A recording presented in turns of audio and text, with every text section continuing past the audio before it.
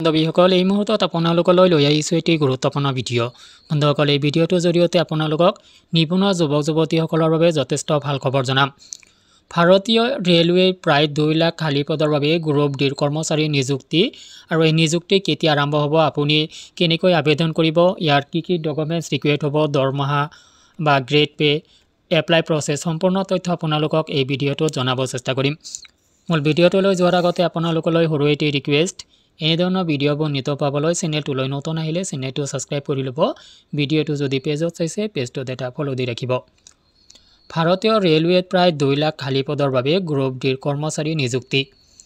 railway group D recruitment ভাৰতীয় ৰেলৱেত চাকৰি পাবলৈ আগ্ৰহী মাধ্যমিক পাছ কৰা সকলৰ বাবে এটা ডাঙৰ ভাল খবৰ দীৰ্ঘদিন ধৰি ৰেলৱেত কাম কৰাৰ সপোন দেখি থকা সকলে সপোন পূৰণ হ'বলৈ গৈ আছে কাৰণ ভাৰতীয় ৰেলৱে অতি সোনকালে প্ৰায় 2 লাখ গ্ৰুপ ডি কৰ্মচাৰী নিযুক্তি দিব এটা নতুন আপডেট ওলাইছে যত কোৱা হৈছে যে ভাৰতীয় ৰেলৱে 2 লাখ কৰ্মচাৰী নিযুক্তি দিব যত মাধ্যম পাছ থকা সকলো ল'ৰা-ছোৱালীয়ে আবেদন কৰিব পাৰিব বহু দিনৰ পৰা ৰেলৱেত নিযুক্তি হোৱা নাই গতিকে ইমান ডাঙৰ নিযুক্তি হ'ব দীৰ্ঘদিনীয়া অপেক্ষাৰ অন্ত পেলাই অৱশেষত চাকৰি প্ৰত্যাশী সকলৰ মুখত হাঁহি বিৰিঙাবলৈ ইমান ডাঙৰ নিযুক্তিৰ আপডেট দিয়া হৈছে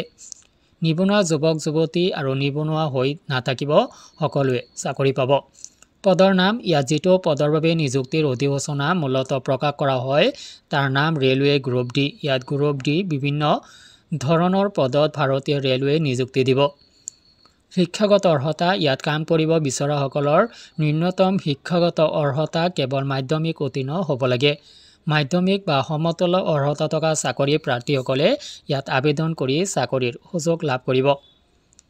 বয়স ইয়াত আবেদন কৰিব বিচৰা চাকৰিৰ আকাংক্ষীসকলৰ বয়স 18 পৰা 35 বছৰৰ ভিতৰত হ'ব লাগিব অৱশ্যে সংৰক্ষিত শ্ৰেণীৰ চাকৰি প্ৰাৰ্থীসকলৰ বাবে ইয়াত বিশেষ বয়সৰ শিথিলতা দিয়া হ'ব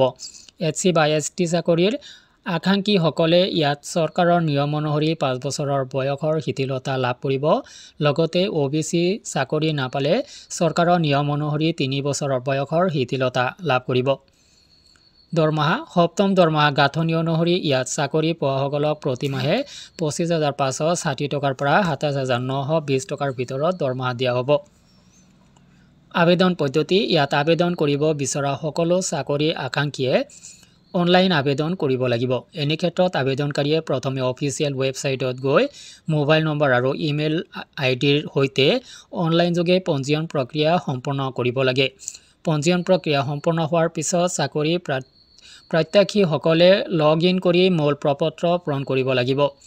ইয়াত চাকৰিৰ আকাংক্ষীসকলে প্ৰয়োজনীয় সকলো তথ্য আৰু শৈক্ষিক অৰ্হতাৰ তথ্য সঠিক ঠাইত ৰাখি আবেদন পত্ৰ পূৰণ কৰিব লাগিব ইয়াৰ পিছত চাকৰি প্ৰত্যাশীসকলে ফটো আৰু স্বাক্ষৰৰ দৰে কেইবাখনো প্ৰয়োজনীয় নথিপত্ৰ আপলোড কৰিব লগা হয় ইয়াৰ পিছত চাকৰি প্ৰত্যাশীসকলে